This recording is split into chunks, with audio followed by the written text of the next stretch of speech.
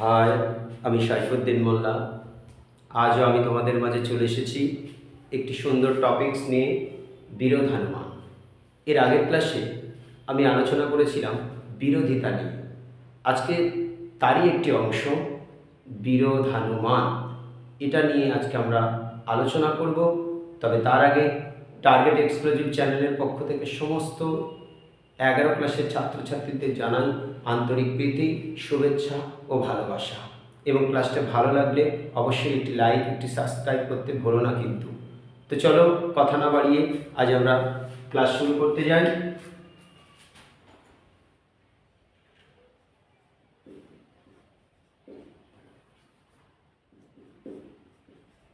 বিরোধানুমান।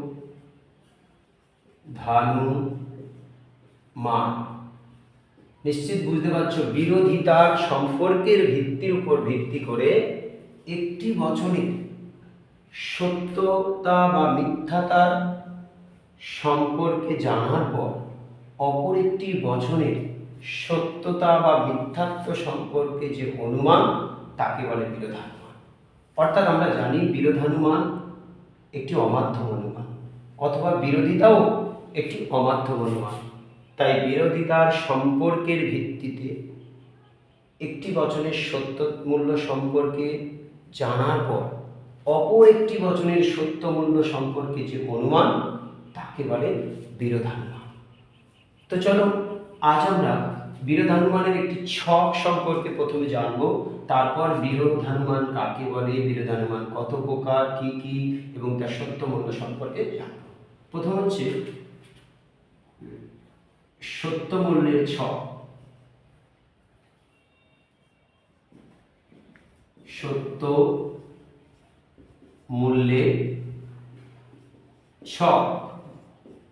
দেখো সত্য মূল্য ছক কি?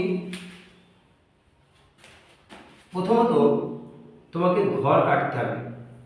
1, দেখ, 3, 4, আরেকটি উপরে বছর লেখার জন্য 1, দেখ, 3, 4।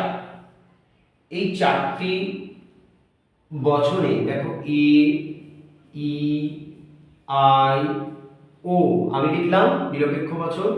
এবার আমি সত্য মূল্য পূরণ করব। কি করে? দেখো দেখো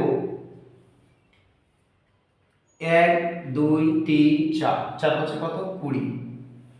4 5 কত? 20। 1, 2, 3, 4, আর এদিকে দেখো এদিকে একটা এক্সট্রা আছে, তার মানে কি 1, 2, 3, 4, 5, এদিকে 5টা আর এদিকে 4টে, 1, 2, 3, 4। এবার 4 5 20টা ঘর কাটলাম। এখানে লিখলাম নিরপেক্ষ বচন এ, ই, আই, ও। এবার ঘরটা পূরণ করব কি করে?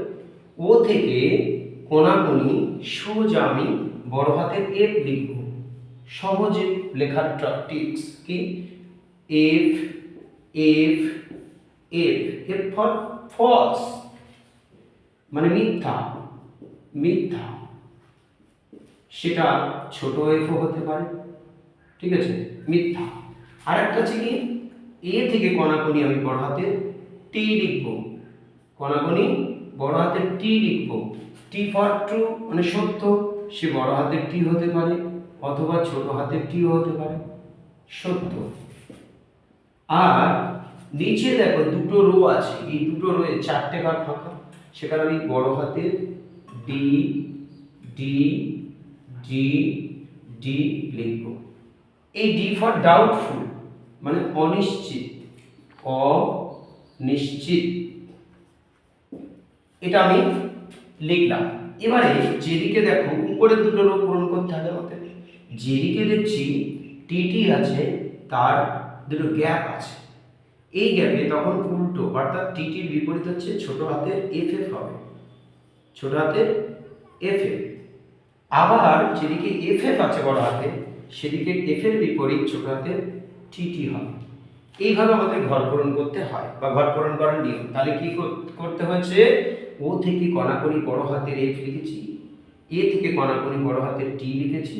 নিচের দুটো রো 4টে ঘর ফাঁকা ছিল, সেই 4টে ঘরে আমরা ডি লিখেছি। আর যেদিকে টিটি ছিল গ্যাপে আমরা ছোট হাতের এফ এফ লিখেছি। আর যেদিকে এফএফ ছিল টি টি লিখেছি ছোট হাতে। আমরা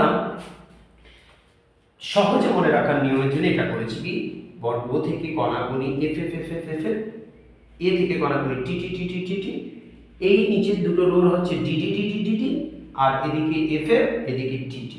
সহজে মনে রাখার নিয়ম। এইভাবে যদি আমরা মনে না রাখি তাহলে আমাদের অসুবিধা হবে। যদি আমি এইভাবে শেখাতাম যে এর নিচে বড় হাতের ডি, তারপর ছোট হাতের এফ, তারপর বড় হাতের ডি, তারপর এফ, তারপর এফ, তারপর টি, তারপর এফ, তারপর ডি, তারপর টি, তারপর এফ, তারপর টি, তারপর ডি, এইভাবে যদি আমি শেখাতাম তাহলে কখনো মনে রাখা যেত না।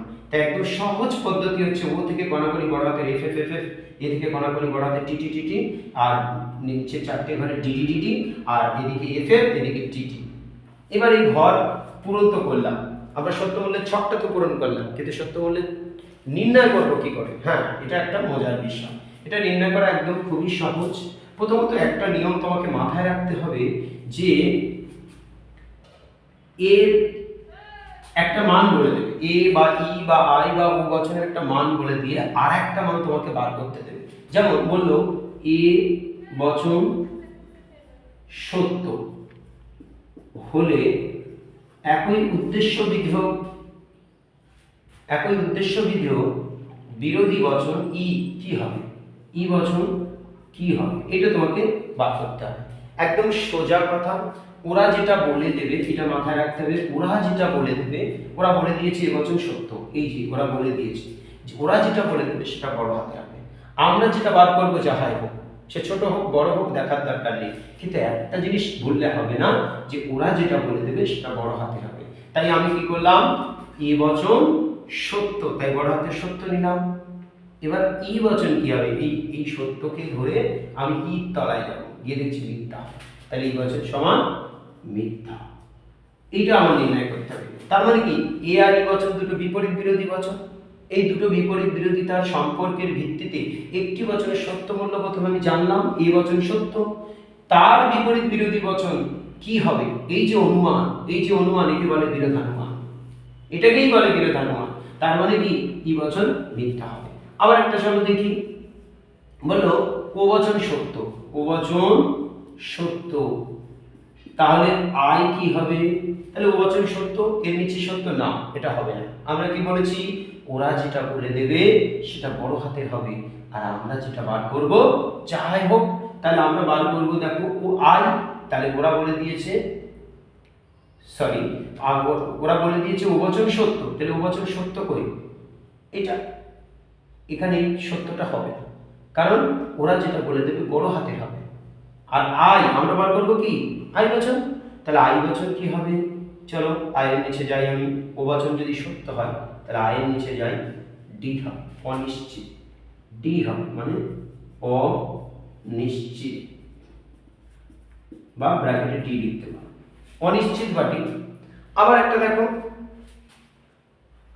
আই বচন অন ডি মানে অনিশ্চিত, আই বচন অনিশ্চিত হলে তাহলে ই বচন কি হবে, দেখো আই বচন যদি অনিশ্চিত হয় তাহলে এ কি হবে, মিথ্যা হবে, এফ মানে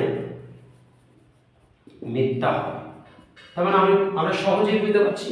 তো তোমাদের জন্য একটা দেওয়া থাক, ই বচন মিথ্যা হলে, ই বচন